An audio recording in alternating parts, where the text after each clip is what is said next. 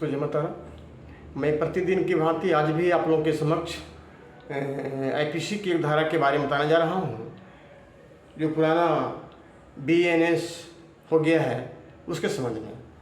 दोस्तों, पुराने आईपीसी में जो 1/7/2024 के पहले हुआ करता था, एक सेक्शन था 34 ऑफ इंडियन पेनल कोड। उसका मतलब होता था act done by several persons with common intention.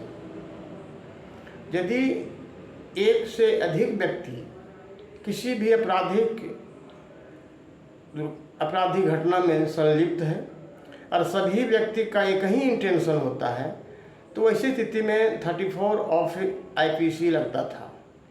अब ये सेक्शन चेंज हो गया है। इंटेंशन होना चाहिए, कॉमन होना चाहिए और सबका इंटेंशन कॉमन होना चाहिए, जितने भी व्यक्ति उसमें इन्वॉल्व हैं। तो 34 लगता था। अब ये सेक्शन चेंज हो करके यह सेक्शन हो गया है 3 क्लॉज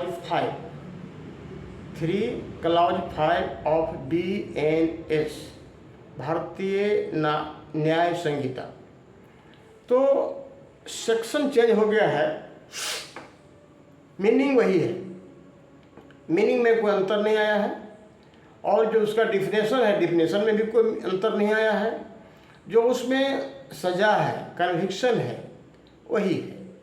होता ऐसा था कि यदि कोई व्यक्ति 4 या 5 या 6 व्यक्ति मिलकर गया, किसी घटना को अंजाम दिया, चोरी की घटना को अंजाम दिया, या रोड जाम करने की घटना को अंजाम दिया, या किसी की हत्या करने की घटना को अंजाम दिया, या इन तरह किसी की भी कोई भी तरह का आपराधिक घटना को अंजाम दिया, सभी मिलकर के दिया, और सबका उद्देश्य एक ही था, उस घटना को अंजाम देने का, कॉमन इंटेंशन।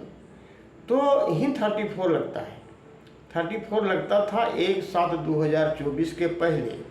अब भारत सरकार ने जो 1/7/24 से लागू होने वाला जो नया कानून बना दिया है, भारतीय न्याय संहिता, उसमें उसी के तहत ये धारा चेंज होकर 3 क्लॉज 5 हो गया है, और 3 क्लॉज 6 भी उसमें जोड़ा जा सकता है, क्योंकि दोनों का लगभग एक ही डिफिनेशन है।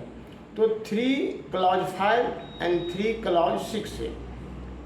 Act done by common intention more than 1 person, दोनों का मीनिंग एक ही है, दोनों का सजा भी एक ही है। यदि किसी व्यक्ति के द्वारा चोरी करने की घटना को अंजाम दिया जाता है और उसमें एक से अधिक व्यक्ति संलिप्त हैं, और यदि उसमें कन्विक्शन 3 इयर्स का है, जो ट्रायल बाय मजिस्ट्रेट है, तो section 3 clause 5 and section 3 clause 6 of भारतीय न्याय संहिता में भी वही होगा कि जो साथ में है उसका भी सज़ा वही होगा जो मेन अभियुक्त का होता है, जो मेन एक्यूज का होता है। यदि उसको 3 साल की सज़ा होगी, तो जो उसके साथ में रहने वाले हैं उसका भी सज़ा वही 3 इयर्स का ही होगा, उससे कम नहीं होगा। तो करीब करीब दोनों का मीनिंग एक ही है, दोनों का केवल चेंजिंग किया गया है। तो चेंजिंग केवल किया गया है उसका सेक्शन को, बाकी डिफिनेशन वही है, सज़ा वही है, फंक्शन वही है, सब कुछ वही है।